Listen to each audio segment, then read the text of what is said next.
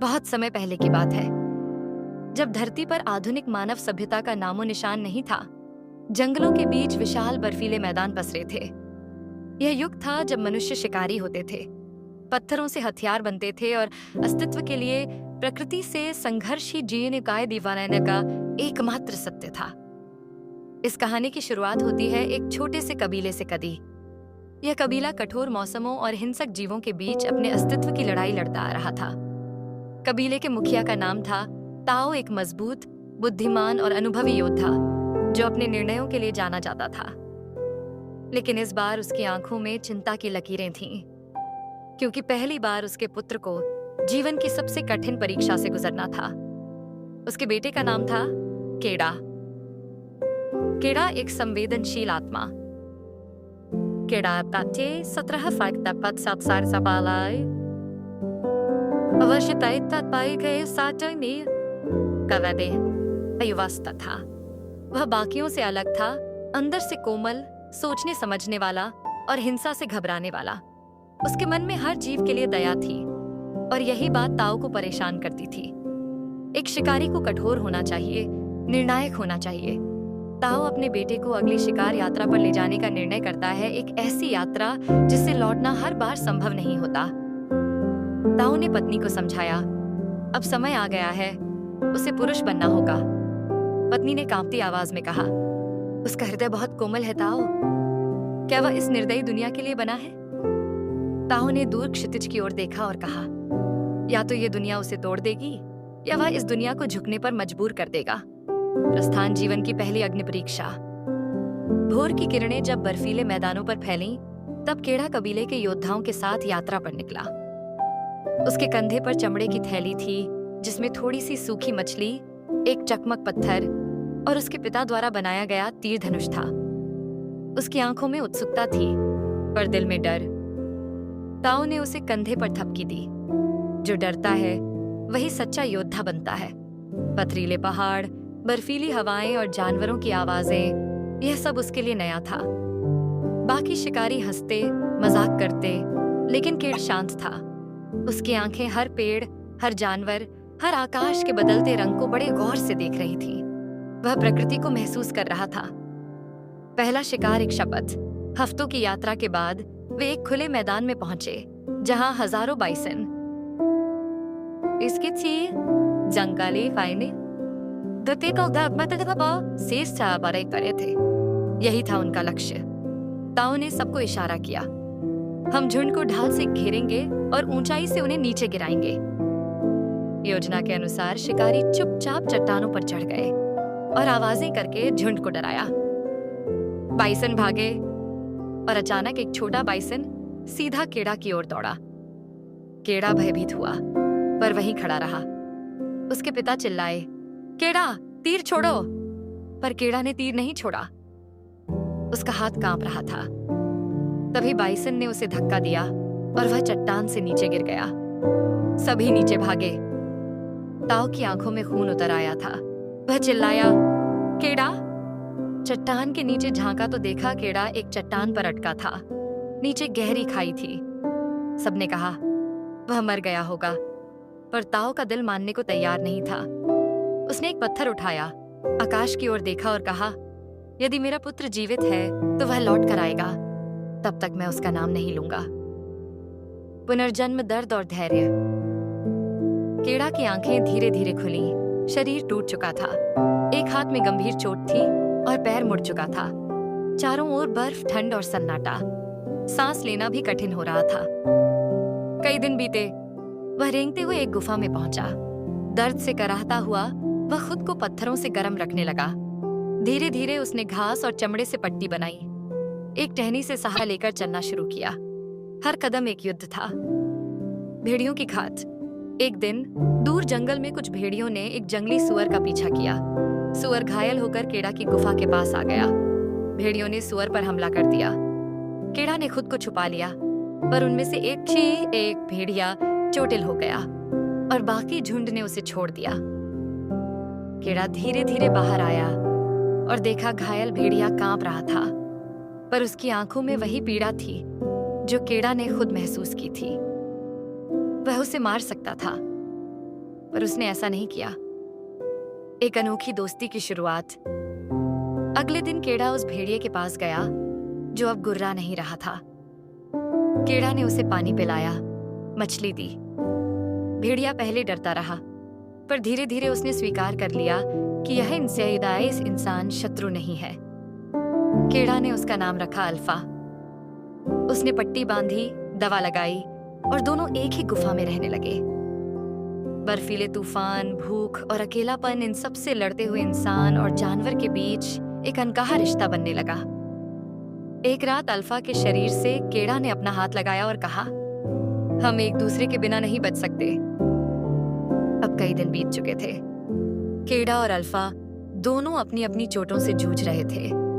गुफा उनकी अस्थायी शरण थी, लेकिन ठंड की मार से बच पाना हर दिन मुश्किल हो रहा था। केड़ा ने अपने कपड़ों के टुकड़ों से अल्फा के जख्मों पर पट्टियां बांध दी थीं। अल्फा पहले से बेहतर चल पा रहा था, लेकिन वह अभी भी पूरी तरह स्वस्थ नहीं था। एक सुबह केड़ा को बाहर दूर पहाड़ियों से धुएं का गुबार उठता दिखा। शायद कोई और कबीला, शायद आग, या हो सकता है शिकारी। उसकी उम्मीद जगी, अगर मैं वहां तक पहुंच जाऊं तो घर का रास्ता मिल सकता है। लेकिन रास्ता आसान नहीं था। केड़ा ने खुद से कहा, मैं अकेला नहीं हूं, अल्फा भी है। अनकहे शब्दों की भाषा। अल्फा अब केड़ा से डरता नहीं था, बल्कि जब वह बाहर जाता तो अल्फा उसका पीछा करता। दोनों एक दूसरे की उपस्थिति में एक अजीब सी शांति महसूस करते थे। हालांकि अल्फा अब भी भेड़िया था, एक शिकारी, एक जंगली जानवर, लेकिन केड़ा ने उसमें कुछ अलग देखा था। रातों को जब बाहर बर्फ गिरती, अल्फा धीरे धीरे खिसकता और केड़ा के पास सो जाता। दोनों की सांसें एक दूसरे को गर्माहट देती थीं। एक रात जब तूफान तेज हुआ, केड़ा कांपता हुआ बोला, तू बस साथ रहना अल्फा, वापस लौटेंगे हम। शिकारी बनना प्रकृति का नियम। भूख अब बहुत तेज लगने लगी थी। सूखी मछलियां खत्म हो गई थीं। केड़ा ने तीर कमान निकाला और शिकार की कोशिश की। कुछ बार निशाना चूका, पर अल्फा उसकी मदद करता रहा। एक दिन दोनों ने मिलकर एक खरगोश का शिकार किया। अल्फा ने दौड़कर पकड़ लिया और उसे केड़ा के पास लाया। केड़ा ने पहली बार एक जानवर को अपने हाथों से मारा। उसका दिल भारी था, लेकिन उसकी आंखों में अब जीवन की समझ थी। जीने के लिए मारना पड़ता है।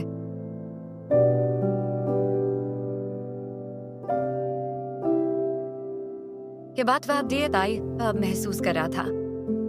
खतरा दूसरे शिकारी। जैसे ही दोनों जंगलों से गुजरते हुए आगे बढ़े, उन्हें महसूस हुआ कि वे अकेले नहीं हैं। पेड़ों की झुरमुटों में आंखें चमक रही थीं।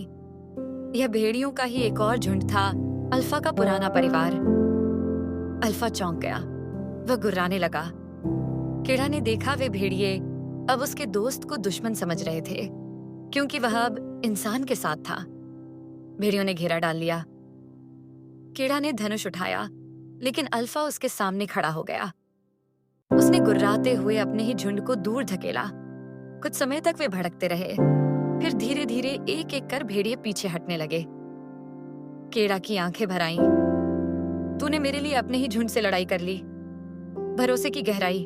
अल्फा और केड़ा अब एक दूसरे पर निर्भर हो गए थे। वे साथ चलते, साथ शिकार करते और साथ सोते। जब केड़ा को ठोकर लगती तो अल्फा उसे सहारा देता। जब अल्फा कांपता तो केड़ा उसे ढकता। केड़ा ने कभी कल्पना भी नहीं की थी कि एक दिन वह एक भेड़िया के साथी ऐसे थे बंधन में बंधेगा। लेकिन प्रकृति ने उन्हें एक दूसरे का सहारा बना दिया था। ठंडी रातें और भूखी सुबहें। बर्फ अब और गहराने लगी थी। सूरज की किरणें जमीन तक पहुंच। अगले कुछ दिन असहनीय ठंड और भयंकर तूफानों में बीते। खुले मैदानों पर चलना अब नामुमकिन होता जा रहा था। केड़ा और अल्फा अब शरण की तलाश में थे। कोई गुफा, कोई खोह, कोई पेड़ जहां हवा कम हो। एक दिन दूर पहाड़ियों में केड़ा को एक टूटे हुए पेड़ के नीचे की दरार दिखाई दी। दोनों वहां घुसे। अंदर से आए एक सुफा जैसी जगह थी, तंग पर ठंडी हवाओं से बचाने वाली। केड़ा ने अपने चकमक पत्थर से आग जलाई और अल्फा को पास खींच लिया। दोनों सटे हुए बैठे। बाहर हवा चीख रही थी। पर अंदर की चुप्पी एक सुकून दे रही थी। अगले दिन सुबह जब धूप की हल्की किरणें अंदर आईं, तो केड़ा ने पहली बार गुफा की दीवारों पर कुछ चित्र बनाना शुरू किया। अल्फा की आकृति, खुद की आकृति और उनके साथ साथ चलने का दृश्य। यह केवल जीवित रहने की लड़ाई नहीं थी, यह एक कहानी थी जो बनने लगी थी एक इंसान और एक जानवर के रिश्ते की अमर गाथा। निशानियों की तलाश। केड़ा अब केवल घर लौटने का सपना नहीं देख रहा था, वह अब रास्ता ढूंढ रहा था, पहचान के चिन्ह, कबीले की निशानियां। जब जब उसे दूर खेतों में पत्थरों पर प्रतीक चिन्ह दिखाई देते, उसका मन भर आता। यही चिन्ह उसके पिता और लोगों ने छोड़े थे, जिससे लौटने वाला रास्ता समझ आ सके। एक जगह उसे एक पेड़ पर उकेरी गई आकृति दिखी, एक वृत्त जिसमें 3 रेखाएं थीं। यह उनके कबीले का प्रतीक था। उसकी आंखें चमक उठी। वह जोर से चिल्लाया, मैं रास्ते पर हूं डैडी। अल्फा ने भी भौंककर जैसे उसका साथ दिया, लेकिन यह उत्साह ज्यादा देर नहीं टिका। मौत की साए में अगली सुबह जब दोनों एक जमी हुई झील के किनारे से गुजरे, तो अचानक बर्फ टूट गई और केड़ा का पैर झील में चला गया। वह ठंडी पानी में फंस गया। उसने संघर्ष किया और किसी तरह बाहर निकला, पर उसका पैर सुन्न हो गया। अल्फा उसके पास भागा। वह कराह रहा था, मैं चल नहीं पा रहा।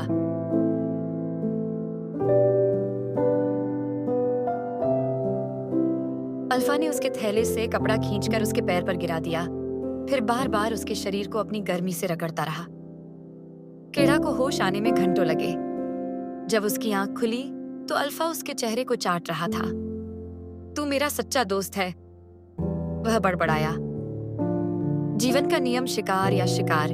भूख अब अपना असली रूप दिखाने लगी थी। पास की जमीन पर न तो खरगोश बचे थे न चिड़िया। अब उन्हें कोई बड़ा शिकार चाहिए था और यह आसान नहीं था। एक सुबह दोनों ने दूर से एक जंगली सुअर को देखा। केड़ा ने तीर कमान उठाया, पर वह कमजोर था। उसने अल्फा की आंखों में देखा और फिर एक योजना बनाई। अल्फा चुपचाप झाड़ियों से सुअर के पास गया और जोर से गुर्राया। सुअर दौड़ पड़ा और जैसे ही केड़ा की ओर आया, उसने तीर छोड़ा सीधा सुअर की गर्दन में। पर सुअर मरता मरता केड़ा को भी धक्का दे गिरा। जमीन पर गिरा रही है, गिरा। उसकी पसलियां चटक गईं। अल्फा ने दौड़कर सुअर को घसीटा, केड़ा के पास लाया। केड़ा ने जैसे तैसे चाकू निकाला और मांस काटा। आज हम खाएंगे और जिंदा रहेंगे। अकेलापन, एक अनकहा डर। कुछ दिन अच्छे बीते। मौसम थोड़ा खुला, सूरज की किरणें तेज हुईं। लेकिन एक सुबह अल्फा अचानक गायब हो गया। केड़ा ने चारों ओर ढूंढा, भौंककर बुलाया, पर कोई जवाब नहीं। क्या वह चला गया? क्या अब मैं फिर अकेला रह गया? उसकी आंखों से आंसू बह निकले। उसने वहीं बैठकर आग जलाई और भेड़िए की आकृति दीवार पर बनाते हुए कहा, मैंने तुझसे कुछ नहीं मांगा, पर तू मेरा सब कुछ बन गया।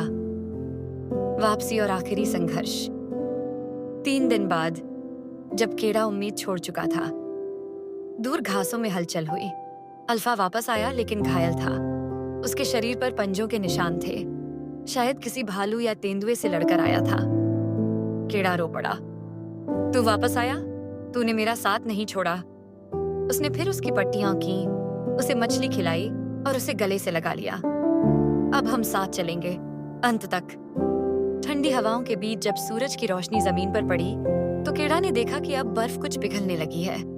मौसम बदल रहा था। यह संकेत था कि वे अब अपने सफर के अंतिम चरण में हैं। लेकिन अब दोनों बेहद थक चुके थे।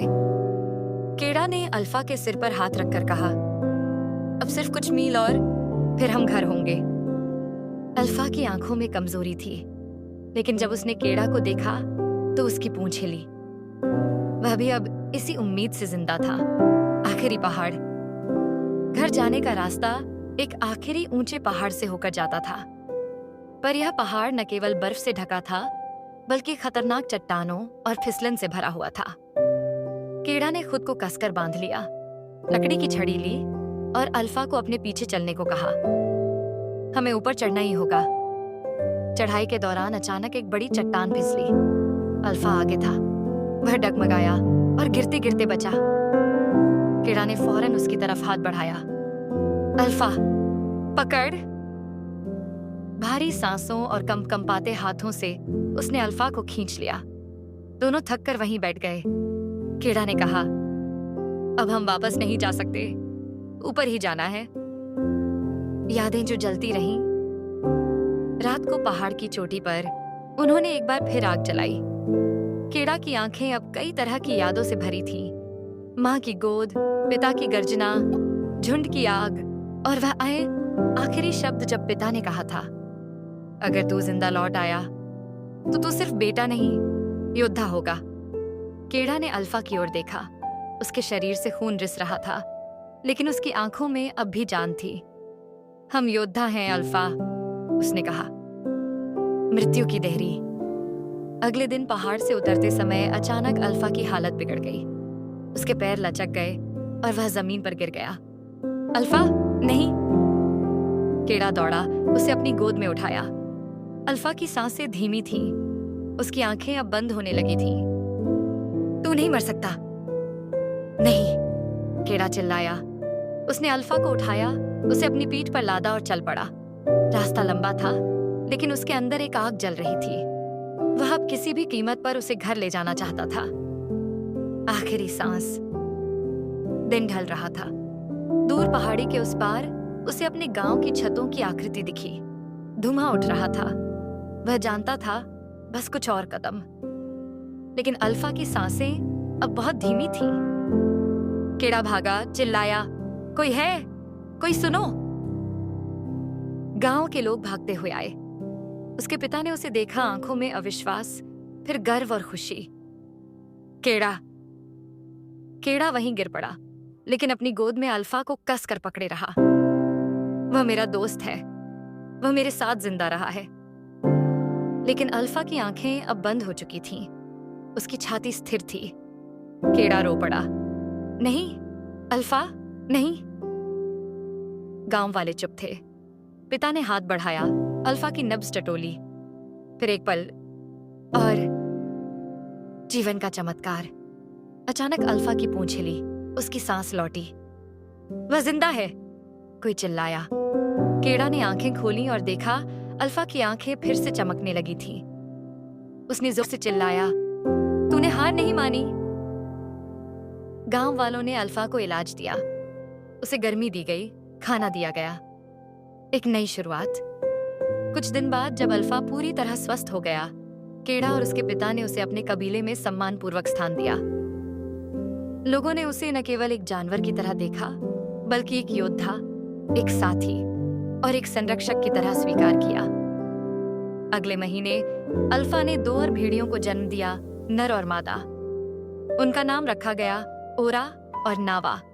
और वह यहीं से शुरू हुआ इंसानों और भेड़ियों के रिश्ते का नया अध्याय।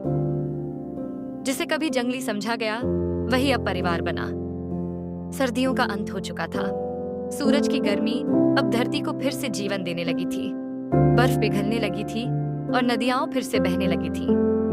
कीड़ा आए अब सी पाए दे पाप पसैले पहले जैसा कमजोर नहीं था। उसके शरीर में ताकत और आंखों में एक अलग सा तेज था। गांव के लोग उसके चारों ओर इकट्ठे होते और उससे बार बार वही सवाल करते, कैसे जिंदा बचा? वह मुस्कुराता और अल्फा की तरफ इशारा करता, मैं नहीं बचा, हम बचे, ओरा और नावा नई पीढ़ी। अल्फा अब केवल एक साथी नहीं था, वह अब एक पिता भी बन चुका था। उसके 2 बच्चे, ओरा नर और नावा मादा, अब धीरे धीरे गांव में घूमने लगे थे। शुरू में लोग डरते थे, लेकिन जब उन्होंने देखा कि ये बच्चे खेलना चाहते हैं, चाटते हैं, दुम हिलाते हैं, तो उन्हें समझ आ गया, भेड़िए अब क्या हमारे दुश्मन नहीं है। कीड़ा ने अपने पिता से कहा, अगर हम इनसे डरते रहे तो हम कभी साथ नहीं रह पाएंगे। पिता ने गंभीर होकर कहा, शायद यही वो रिश्ता है जिसकी भविष्य में जरूरत होगी। भविष्य की नींव। गांव की सभा बुलाई गई।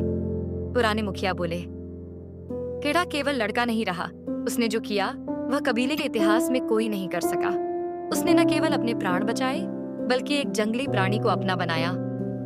एक बुजुर्ग बोला, यह हमारे पूर्वजों के समय में भी संभव नहीं हुआ था। मुखिया ने घोषणा की, आज से केड़ा इस कबीले का उत्तराधिकारी होगा। पूरा गांव ताली बजा उठा। अल्फा उस पल के पास बैठा था जैसे वह भी जानता हो कि अब उसका और केड़ा का रिश्ता सिर्फ दोस्ती तक सीमित नहीं, बल्कि नेतृत्व का आधार बन गया है। नवा और ओरा का प्रशिक्षण। कुछ हफ्तों में केड़ा ने ओरा और नावा को खुद प्रशिक्षण देना शुरू किया। वह उन्हें इशारों में बोलना सिखाता, शिकार करना, खतरों को भांपना और मानवों के साथ रहना। गांव के बच्चे भी अब उनके साथ खेलने लगे थे। इंसान और जानवरों के बीच एक नई भाषा बनने लगी थी, भाषा विश्वास की। एक दिन एक छोटा लड़का टीनो नावा के साथ पेड़ के नीचे खेल रहा था। अचानक पास की झाड़ियों से एक जंगली भालू निकल आया। लड़का चीख पड़ा, पर उससे पहले कि भालू हमला करता, नावा दहाड़ी मारते हुए आगे कूदी और भालू को चीरती हुई सामने खड़ी हो गई।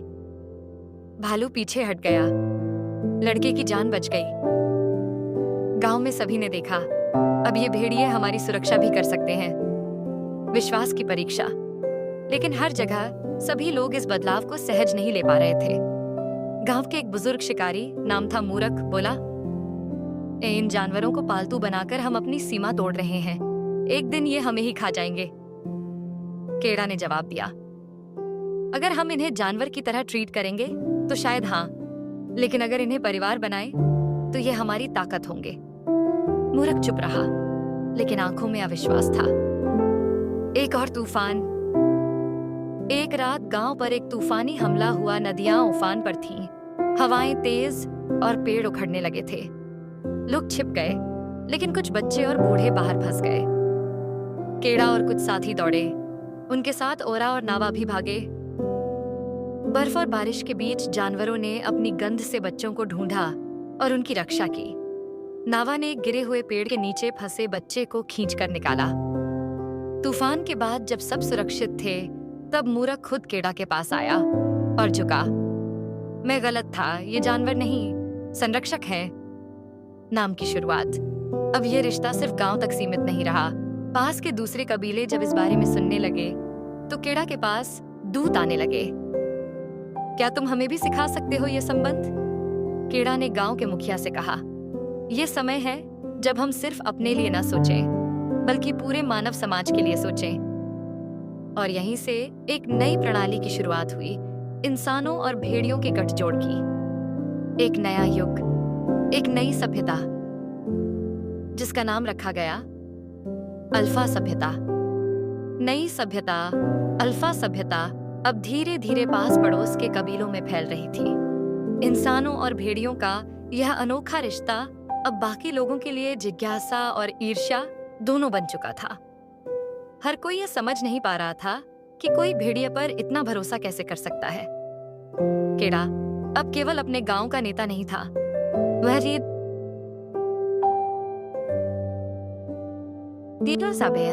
एक विचार का प्रतीक बन गया था। मगर जितनी ऊंचाई उतनी बड़ी परीक्षा, छिपा हुआ खतरा। एक रात जब पूरा गांव सो रहा था, तभी नावा ने अचानक आसमान की ओर गुर्राना शुरू कर दिया। केड़ा नींद से उठा। क्या हुआ नावा? तभी दूर जंगल में आग की चमक दिखी। कुछ अनजाने लोग गांव की ओर बढ़ रहे थे। वे दूसरे कबीले के थे जो अल्फा सभ्यता से नाराज थे। उन्हें यह परिवर्तन स्वीकार नहीं था। उनके नेता का नाम था राउक, एक कठोर और क्रूर योद्धा। उसका एकमात्र नियम था, जानवरों को कभी बराबरी मत दो। हमला। सुबह होते ही राउक का कबीला गांव पर हमला कर देता है। भाले, आग और तीरों से लैस योद्धा भेड़ियों को मारने के इरादे से आए थे। अल्फा अब उम्र दराज हो चुका था, लेकिन जैसे उसने खतरा देखा, उसके भीतर पुरानी आग लौट आई। उसने एक गुर्राहट में अपनी संतानों को निर्देश दिया, बचाओ। ओरा, नावा और अन्य भेड़िए अब मानव योद्धाओं के साथ कंधे से कंधा मिलाकर लड़े। यह कोई आम युद्ध नहीं था, यह कि इसका वसात की भी लड़ाई थी, विश्वास और बलिदान। युद्ध के बीच केड़ा ने देखा कि राउक सीधे अल्फा की ओर बढ़ रहा है। मैं इस मिथक को यही खत्म करूंगा, वह चिल्लाया। केड़ा भागा, लेकिन देर हो गई। राउक का भाला अल्फा के पेट में जा धंसा। नहीं, केड़ा चीखा। अल्फा जमीन पर गिर पड़ा। उसकी आंखों में दर्द और शांति दोनों थे।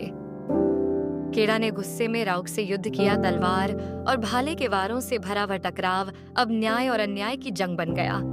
अंत में केड़ा ने राउक को हराया। राउक घायल होकर गिरा और बोला, मैं नहीं समझ पाया कि जानवर भी प्रेम कर सकते हैं। जिसे सैंडी मौत है और उसकी आंखें हमेशा के लिए बंद हो गईं। अल्फा की अंतिम विदाई। अल्फा की मृत्यु पूरे गांव के लिए एक वज्रपात जैसा था। केड़ा ने उसके लिए अग्नि संस्कार की जगह पहाड़ी की चोटी चुनी, वहीं जहां उन्होंने पहली बार एक दूसरे को बचाया था। नहीं, हमने सिर्फ दीवारें खोई हैं। हमारी सोच, हमारी आत्मा अब भी जिंदा है। केड़ा गंभीर था। अब हमें फिर से शुरुआत करनी होगी, लेकिन पहले यह जानना होगा कि क्या यह आपदा बस यहीं तक थी या और आने वाली है। बुजुर्गों का रहस्य। नवा और ओरा कुछ बुजुर्ग भेड़ियों और इंसानों से मिले जो सदियों से जंगल के कोने में एक गुफा में रहते थे। वहां एक दीवार पर उकेरी चित्रकथा थी। पृथ्वी, आग, जल और हवा, जब ये चारों असंतुलित होते हैं तब अंतिम जाड़ा आता है। एक भेड़िया बुजुर्ग बोला, यह पहली दस्तक थी। अगली बर्फीली आंधी सब कुछ जमा देगी। ओरा ने पूछा, हम क्या कर सकते हैं? जवाब आया, अपने भीतर के संतुलन को ढूंढो और फिर प्रकृति से मेल बैठाओ। अल्फा परीक्षण। केड़ा ने ओरा को बुलाया। अब समय आ गया है कि तू असली अल्फा बने, न केवल अपने लोगों का बल्कि इस धरती के हर जीव का। तुझे 7 दिन जंगल में अकेले रहकर खुद को साबित करना होगा। कोई हथियार नहीं, सिर्फ तेरा मन, तेरा विश्वास और प्रकृति से संबंध। ओरा तैयार था। नवा ने उसे गले लगाकर कहा, तू अकेला नहीं है, तेरी हर सांस में हम सब हैं। 7 दिन की परीक्षा। पहला दिन भूख ने उसे तोड़ा, पर उसने जड़ों से भोजन खोजा। दूसरा दिन एक बाघ ने उस पर हमला किया, पर ओरा ने युद्ध नहीं, बुद्धि से बचाव किया, एक झरने के नीचे छिप गया। तीसरा दिन बरसात आई, पेड़ गिरे, लेकिन उसने 2 पेड़ों के बीच तिरछा आश्रय बनाया। चौथा दिन एक घायल चिड़िया मिली, वह उसे खाना देकर बचाता है। 5वां दिन एक रहस्यमयी गुफा में प्रवेश, वहां उसे अपने पिता के शब्द याद आते हैं। सच्चा अल्फा वो है जो दूसरों के लिए पहले सोचता है। छठा दिन तेज बर्फबारी, और फिर अचानक एक बूढ़ा भेड़िया आता है जो उसे एक पत्थर के नीचे दबे भालू के बच्चे को बचाने को कहता है। ओरा सफल होता है।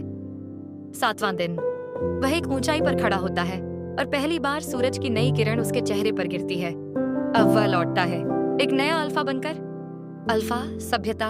अध्याय 2। जब ओरा गांव लौटता है, लोग उसे देखकर झूम उठते हैं। उसकी आंखों में अब आत्मबल है, उसकी चाल में संतुलन है।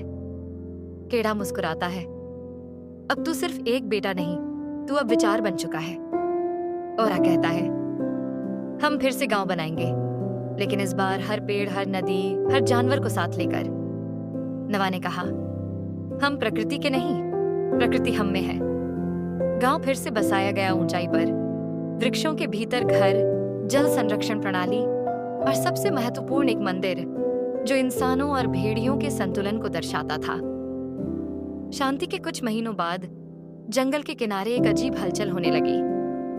कुछ इंसानी शिकारी जो आधुनिक हथियारों से लैस थे, जंगल में आ गए थे।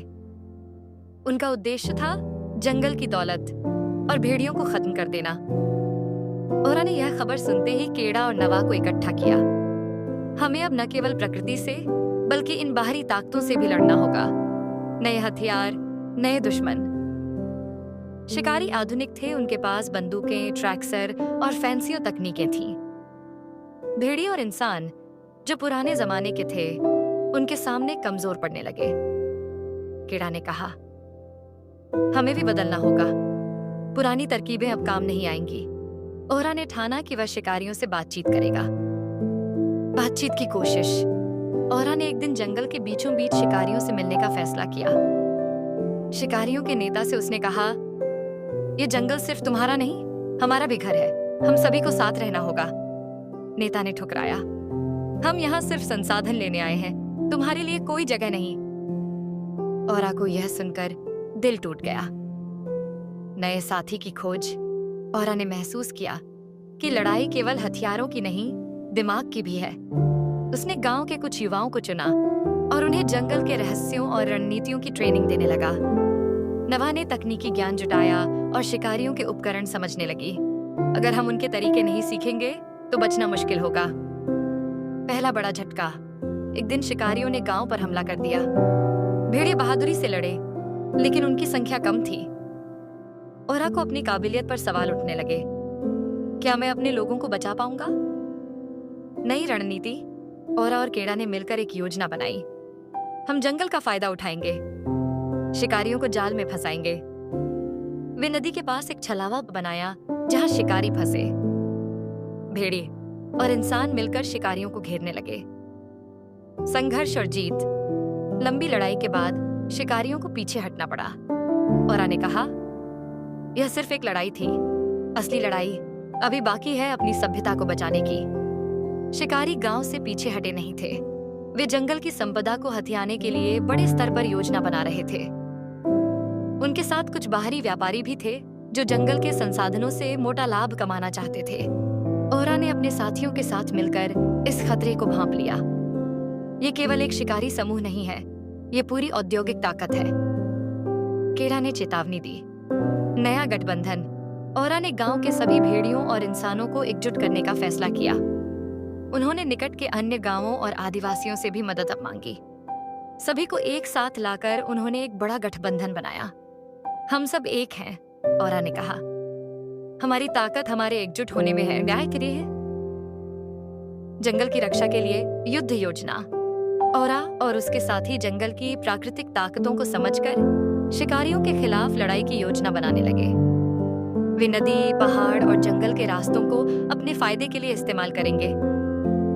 नवा ने शिकारियों की तकनीक पर शोध किया और उनसे निपटने के तरीके निकाले। जासूसी और धोखे की लड़ाई। शिकारियों ने भी कूटनीति अपनाई। वे जासूस भेजकर ओरा के बारे में जानकारी इकट्ठा करने लगे। ओरा ने अपनी तरफ से दोहरे एजेंट बनाए और शिकारियों के जासूसों को उलझाया। यह मनोवैज्ञानिक लड़ाई थी। जो दिखता नहीं था वही सबसे खतरनाक होता था। निर्णायक मुकाबला। अंततः शिकारियों ने एक बड़े हमले की योजना बनाई। ओरा और उसके साथियों ने जंगल के हर छिपे हुए मार्ग को पहरा देने की ठानी। भारी संघर्ष हुआ, लेकिन जंगल वालों की एकता और रणनीति ने शिकारियों को चौंका दिया। शिकारियों ने आखिरी हमला किया, लेकिन ओरा और उसके लोगों ने पूरी तैयारी कर रखी थी। हर पेड़, हर पत्थर, हर नदी की चाल को समझकर उन्होंने शिकारियों का सामना किया। भेड़िए और इंसान एक साथ घात लगाकर लड़ रहे थे। ओरा ने अपने हथियार नहीं, बल्कि अपनी सूझबूझ और जंगल की शक्ति का इस्तेमाल किया। बलिदान और साहस। इस लड़ाई में कई बहादुर लोग घायल हुए और कुछ की जान भी गई। ओरा ने खुद को कई बार मौत के मुंह से निकाला, लेकिन उसका हौसला नहीं टूटा। केड़ा ने कहा, सच्चा अल्फा वही है जो अपने लोगों के लिए खुद को खतरे में डाल दे। शिकारियों का अंत। लंबी और कठिन लड़ाई के बाद शिकारी समूह टूट गया। उनका नेतृत्व ध्वस्त हुआ और वे जंगल छोड़कर भागने को मजबूर हो गए। ओरा ने जंगल को बचा लिया था, नई शुरुआत की ओर। लेकिन इस जीत के साथ एक बड़ी जिम्मेदारी आई। अब ओरा और उसके लोग न केवल जंगल की रक्षा करेंगे, बल्कि उसे आगे बढ़ाएंगे। उनकी सभ्यता को एक नई दिशा में ले जाना होगा। शिकारियों को जंगल से भगाने के बाद ओरा ने सोचा कि अब केवल लड़ाई से काम नहीं चलेगा। उसे और उसके लोगों को जंगल के साथ सामंजस्य बिठाकर उसकी रक्षा करनी होगी। उन्होंने जंगल की देखभाल और संरक्षण के लिए नियम बनाए। सभ्यता का विकास। ओरा और नवा ने मिलकर अपने गांव को प्राकृतिक संसाधनों के सतत उपयोग पर आधारित समाज में बदलने की योजना बनाई।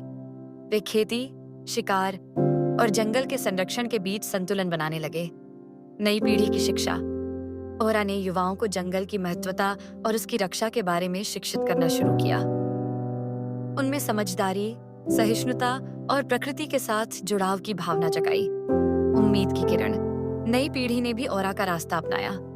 उन्होंने तकनीक और प्राकृतिक संसाधनों के बीच संतुलन बनाने की कला सीखनी शुरू की। जंगल में धीरे धीरे शांति लौट रही थी। लेकिन इस शांति के बीच जंगल के बाहर एक बड़ा शहर तेजी से बढ़ रहा था। शहर के लोग जंगल के संसाधनों की ओर नजर गड़ाए हुए थे। बाहरी दुनिया का प्रभाव, शहर की मशीनें, वाहन और उद्योग धीरे धीरे जंगल के करीब आने लगे। उनकी आवाज और प्रदूषण जंगल के जीव जंतुओं के लिए खतरा बन गया। ओरा ने इस बदलाव को समझा। संवाद की पहल, ओरा ने शहर के नेताओं से मिलने का फैसला किया। उसने कहा, हम जंगल के संरक्षक हैं, हमें साथ मिलकर इस धरती को बचाना होगा। शहर के नेता ने पहली बार उसकी बात सुनी और एक छोटी टीम भेजी जंगल की सुरक्षा की जानकारी लेने। शिक्षा और समझदारी, ओरा और उसके साथी जंगल की महत्वपूर्ण बातें शहर के लोगों को समझाने लगे।